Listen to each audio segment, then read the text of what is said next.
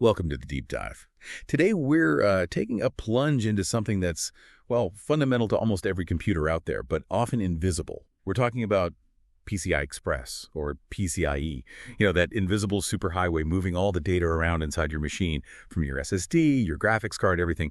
Our mission today is basically to chart its really remarkable journey, understand why it needed to get so incredibly fast, and then, the really exciting part, unpack the massive shift that is PCIe 6.0. It's quite a story. Yeah, absolutely. And like you said, this isn't just, another speed bump, PCIe 6.0. It's a genuinely fundamental change in architecture, a paradigm shift, really. They're pushing beyond what we thought was possible with traditional signaling. It's all about relentless innovation, and it's being driven hard by, well, the most data-hungry industries. Think AI, massive data centers, even advanced cars. The demand from these sectors basically forced the issue. Okay, so let's rewind a bit then. Take us back. What was the big problem PCIe originally solved? How did it change the game back then? Right. So back in the late 90s, early 2000s, we had things like PCI, PCIX, AGP. Think of it like a single shared road, a shared parallel bus architecture. Every device, your graphics card, your sound card, whatever, had to wait and negotiate for access to that same road. Okay. So a traffic jam waiting to happen. Exactly. As components got faster, especially GPUs and storage, this shared bus just became this massive, undeniable bottleneck. Performance was just hitting a wall. So the industry needed something new badly. And that's where the PCI SIG comes in, the industry consortium. Formed back in '92. Big names are in it. Intel, AMD, NVIDIA, Apple, over 800 companies now. They developed PCIe as the direct answer. And the big idea, the breakthrough, was ditching that shared parallel bus completely. PCI uses a high-speed point-to-point serial setup. So imagine every device gets its own dedicated private highway straight to the CPU or the chipset. Okay. Direct connection. Right. And it's full duplex, too, so data flows both ways at the same time. Dedicated bandwidth for everyone, no more waiting. The benefits were huge. Much faster data transfer, fewer pins needed on the connectors, smaller physical footprint, and crucially, they kept backward compatibility at the software level. That made the transition way smoother for everyone, even though, new features obviously need new drivers. That's a massive shift right there. And here's where it gets, well, really interesting for me. PCIe has this reputation, right? Doubling its speed like clockwork with each generation. Yeah. How did they keep doing that? What were the key tricks? Yeah, that doubling cadence was pretty remarkable for a long time. It really set expectations. Let's walk through it. So PCIe 1.0 kicked off around 2002-2004. That set the baseline. 2.5 gigatransfers per second GTs per lane. That gave you about 250 megabytes per second one way. It used something called 8B10B encoding. So for every 10 bits sent, only 8 were actual data. That's a 20% overhead. Kind of inefficient. 20%. Wow. Okay. Yeah, quite a bit. Then PCI 2.0, around 2006-2007. Simple doubling. 5.0 GTs, 500 millibytes per lane. But still stuck with that 8B10B encoding. Faster, but still inefficient. Then PCIe 3.0 in 2010. Now, this was a big one, a real game changer. The raw speed went up to 8.0 GTs, but the key innovation was switching to 128B 130B encoding. Okay, so less overhead. Dramatically less, down to about 1.5%. Tiny. So even though the raw speed only went up 1.6 times, the effective usable bandwidth almost doubled again, from Gen 2's 400 millibytes to nearly a gigabyte per second, about 985 millibytes for Gen 3.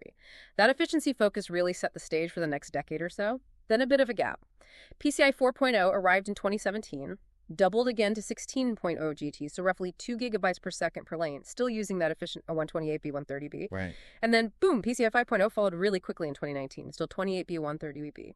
That fast turnaround, it really showed a shift. It wasn't just about pushing new tech anymore. The market, especially cloud, AI, and really fast networking like 400 gig Ethernet, was desperately pulling for more speed. So these gigatransfers, these lanes, how does this translate into, the slots on my motherboard? What does it mean when I plug something in? Right, good question. Because the lane is the basic unit you actually interact with physically. Essentially, one lane is 2 pairs of wires differential signaling pairs, 1 pair to send data, 1 pair to receive. That gives you the full duplex, two-way traffic. And the beauty of PCIe is that it scales. You can bundle these lanes together into different link widths, like by 1, by 2, by 4, by 8, and by 16. 16 being the big one for graphics cards usually. Exactly. Your high-end GPU typically gets a full by 16 slot for maximum bandwidth. But a super fast NVMe SSD that might use an x 4 connection, a Wi-Fi card might only need a x 1. It lets designers match the bandwidth to what the device actually needs, avoids wasting resources. And yeah, the physical length of the slot on the motherboard matches the lane count. By 1 is short, by 16 is long. Also worth mentioning, there's a difference between lanes coming directly from the CPU and those routed through the motherboard chipset. Right. Modern CPUs, Intel or AMD, have a set number of direct lanes, maybe 16, 20, 24 lanes. Those are prime real estate for your main GPU and maybe your fastest SSDs. Lowest latency, best performance. But sometimes using one slot affects another. Like plugging in a super fast Gen 5 M2 SSD might take some lanes away from your GPU slot, dropping it from by 16 down to by 8. It's called bifurcation splitting the lanes. Okay, resource sharing. Yep. Other stuff like more SSDs, USB ports, network jacks usually connect through the chipset, which adds a tiny bit more latency. Fascinating. It all makes sense physically. But this constant doubling, you couldn't just keep going forever, could it? Seems like you'd hit a wall eventually. You absolutely hit a wall. Yeah. That's precisely the problem that led us to PCIe 6.0. See, doubling the data rate, up to Gen 5 anyway, generally meant doubling the signal frequency. For PCIe 5.0 at 32 GTs, you're talking about a 16 gigahertz signal frequency. Well, that sounds fast for copper wires. It is extremely fast. And at those frequencies, the signal degrades a lot as it travels through the copper traces on the circuit board, through the connectors, even inside the chips themselves. We call it insertion loss. The signal just gets weaker, fuzzier, harder to read at the other end, like trying to hear a whisper across a crowded room. Right. So each generation needed more and more clever tricks, advanced signal conditioning, equalization basically, ways to boost the signal or listen more carefully. Engineers measure this with an insertion loss budget. How much signal loss can we tolerate? And with each generation, that budget got tighter. It forced designers to use more expensive PCB materials, route traces more carefully. It was just getting incredibly difficult and costly to simply keep doubling the frequency. The physics of sending electrical signals down copper wires was reaching its practical limit. Okay, so we hit this physical wall. Yeah. And it wasn't just an inconvenience. It was threatening the very industries that needed the speed the most. So why exactly did we have to make the jump to PCIe 6.0? What were the absolute must-solve problems? Yeah, it wasn't optional, really. It was a direct response to major bottlenecks that were becoming critical in some really key areas. First up, AI and machine learning. I mean, these modern AI models, especially training them, they are incredibly data hungry. You need to shuffle massive data sets between CPUs, GPUs, AI accelerators constantly. The interconnect, PCIe, is the nervous system. If it's slow, your expensive AI chips are just sitting idle waiting for data. So the interconnect becomes the bottleneck, not the processor. Exactly. PCIe 6.0 provides that critical high bandwidth, low latency backbone needed to keep those AI engines fed. Without it, AI progress literally slows down. Second, hyperscale data centers. There are a few converging pressures here. One big one is networking.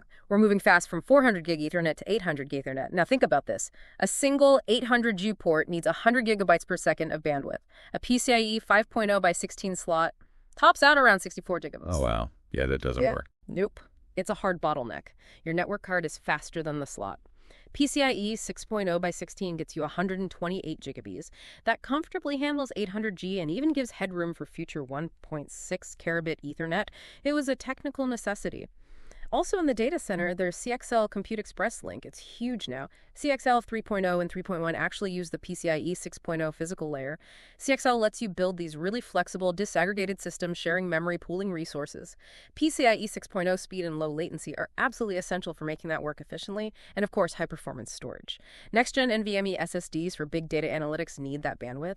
The fact that we're seeing a growing market for PCIe retimer chips, little signal boosters, just shows how desperate the need is for reliable high-speed connections and servers. And finally, believe it or not, automotive. The autonomous revolution. Yeah. A modern self-driving car, say level 4, generates over a gigabyte of data per second from all its sensors, cameras, LiDAR, radar. That data needs to get to the processing units instantly with super low latency. PCIe is becoming the main interconnect inside the car's high-performance computers. Now, car adoption is slower. Gen 4 is common now, maybe Gen 5 later this decade. But developing Gen 6 is vital to prove the upgrade path is there and make future systems more robust for this really demanding environment. Okay, that paints a clear picture of the need. So given those demands, that physical wall we talked about, how did PCIe 6.0 actually do it? How did they pull off the next leap? It sounds like they had to break some rules of physics. Well, they didn't break physics, but they definitely changed the rules of the game. It wasn't one single thing. It was really a trio of innovations that all depend on each other, like a chain reaction of problem and solution. First, the big one, moving to PAM4. That's pulse amplitude modulation, 4-level signaling. Remember the problem? Using the old signaling method, NRZ or PM2, which just uses 2 voltage levels, like on-off would have required a 32 gigahertz frequency for 64 GTs. And we already established that was basically impossible due to signal loss. Right, too much degradation. Exactly. So instead of doubling the frequency, they changed how they encode data onto the signal. NRZ uses 2 voltage levels to represent 1 bit, 0, 1. PM4 cleverly uses 4 distinct voltage levels within the same time interval to represent 2 bits, 0, 0, 0, 1, 10, or 11. So you're packing more data into the same signal swing in the same amount of time. Precisely. You double the data rate to 64 GTs without doubling the frequency. It stays at 16 gigahertz, same as PCIe 5.0, which is huge. And it also brings PCIe in line with how high-speed Ethernet works. That is clever. Yeah. But, wait, if you're squeezing 4 levels into the same space where you had 2, doesn't that make it much harder to tell the levels apart? More prone to errors from noise? You hit the nail on the head. That's the major trade-off. PM4 has a significantly higher native bit error rate, or BER. Because those 4 levels are so close together, any noise on the line can easily make a 01 look like a 10, for example. The target first bit error rate for PCIe 6.0 is 10 to the minus 6. 1 error per million bits. 1 per million. Didn't Gen 5 aim for like 1 in a trillion? Exactly. 10 to the minus 12 was the Gen 5 target. So Gen 6 accepts a native error rate that's 1,000,000 times higher. That's simply unacceptable on its own, which directly leads to the next crucial innovation, which is FEF LAT mode and forward error correction, FEC, working together. Because PM4 is inherently error-prone, PCIe 6.0 mandates low-latency forward error correction. FEC adds a little bit of redundant data to the signal. This allows the receiver chip to detect and critically correct most errors on the fly in real time with very little delay, under 2 nanoseconds. So it fixes errors as they happen. Right. But for FEC to work efficiently, especially the low latency part, it needs to operate on fixed-size chunks of data. And that's where FLT mode comes in. PCIe 6.0 throws out the variable-size packets used in all previous generations. Instead, everything is chopped up into fixed 256-byte flow control units, or FLACTs. Fixed-size packets. Yeah. Okay. So how does the error handling work with these FLATs then? It's a multi-stage process. First, the FEC mechanism tries to fix any errors it detects within the FLT. It's designed to handle single-byte errors pretty well, and it uses interleaving to help deal with bursts of errors, too.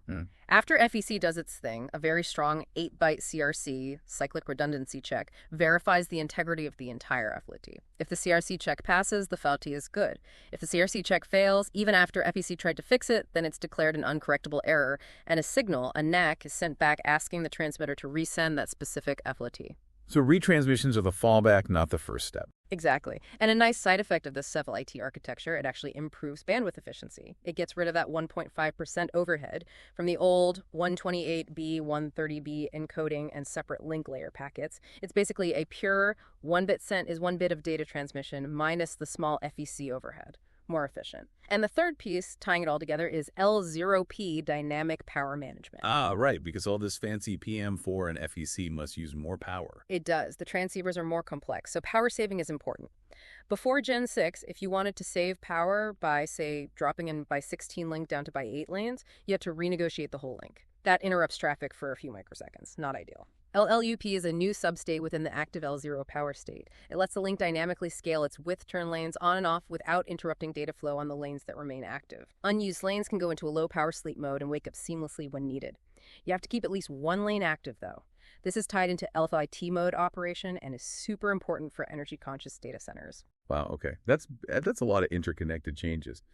So boiling it down for us listening and for system designers, how does Gen 6 stack up against Gen 5 in practical terms? And what's the big takeaway, this sort of philosophical change here? Yeah, the comparison really highlights the shift. And the philosophy change is probably the biggest story, moving from error avoidance to error management.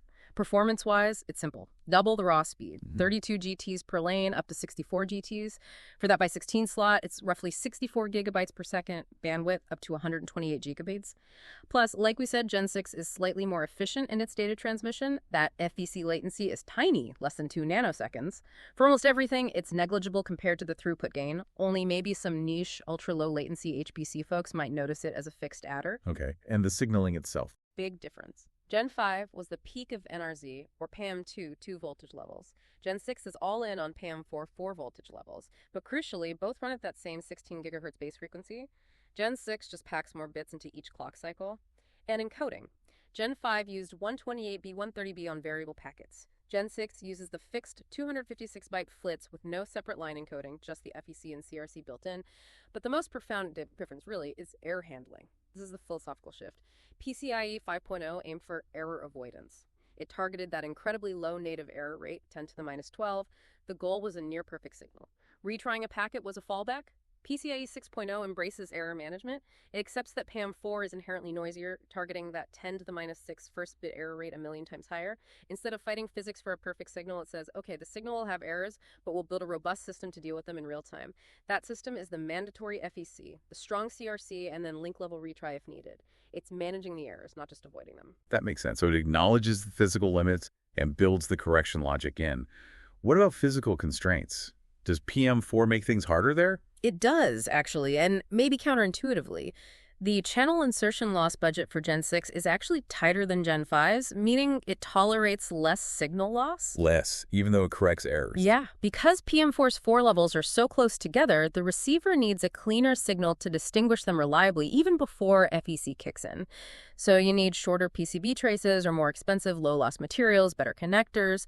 The overall design complexity is way higher. The chips have to support both PM4 and NRZ for backward compatibility, plus all that complex FEC, CRC, and FLIT logic. It's a much tougher engineering challenge. Okay, so it's faster, but way more complex and demanding. Who actually gets this first? And what's holding it back from, my next gaming PC? Well, that's where we see this huge split in the market, a real bifurcation. Enterprise, data centers, AML, they need it now. It's not optional for them. That 800 gig Ethernet requirement, the CXL adoption, these create hard limits that only Gen 6 solves. So the big silicon vendors, Intel with their next Xeons, AMD with their specialized chips, they're already integrating Gen 6. Early Gen 6 SSDs, like from Micron, are aimed straight at these high-end enterprise uses. It's essential infrastructure for them. But not for consumers. Not anytime soon, it seems. The consumer PC market is expected to lag way behind. We'll likely stick with PCIe 5.0 or even 4.0 for quite a while. The CEO of Silicon Motion, a major SSD controller maker, basically said PC builders have very little interest right now. He suggested consumer solutions are unlikely before 2030. 2030, why so long? Simple reason. There's no killer app driving the need on the consumer side. High-end gaming. Yeah. Even with the latest GPUs, running on a PCIe 4.0 by 16 slot versus a 5.0 slot shows almost zero performance difference, sometimes literally zero. Right. We're not bottlenecked there yet. Exactly. So why pay for the extra cost and complexity of Gen 6 if there's no real benefit you can see or feel? This lack of a clear advantage is creating what will probably be the biggest, longest split between the enterprise and consumer markets in PCIe history. And the engineering hurdles for consumer adoption are pretty high too. Cost, primarily. Gen 6 is just much more expensive to implement. The chips are more complex, supporting both PM4 and NRZ. Motherboards need those pricey, low-loss materials, maybe more layers. Signal boosters, retimers are common in servers, but generally too expensive for consumer boards. And then there's power and heat. All that complex logic uses more power, generates more heat.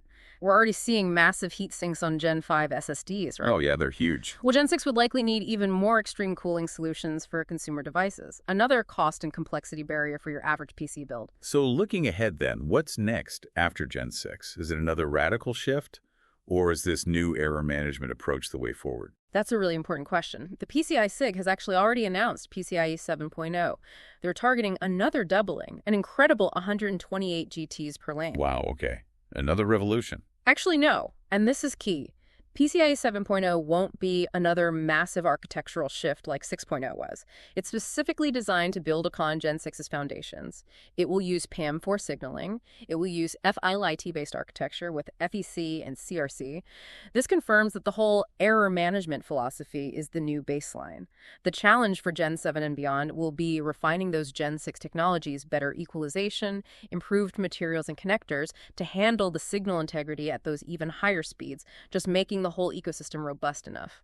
The heavy lifting done for Gen 6 is really paving the way for the next decade of interconnects. So we've really traced this journey, haven't we? From those old, slow shared buses through the point-to-point revolution, and now this fundamental shift with PCIe 6.0. It's not just about pushing signals harder anymore. It's about managing them smarter, even if they're messier to begin with. Exactly right. That move from error avoidance to error management, it's a really elegant example of engineering adapting to hard physical limits. It ensures that this vital interconnect can keep evolving to power the next wave of innovation, especially in this data-centric world we live in now, even if it means the enterprise world and the consumer world are on pretty different timelines for a while. So thinking about all this, what really stands out to you? Is it how this massive bandwidth will reshape data centers? Or maybe, will we eventually see consumer apps emerge that actually need these speeds, things we can't even imagine today? Something for you all to ponder. Keep exploring, and we'll see you next time on The Deep Dive.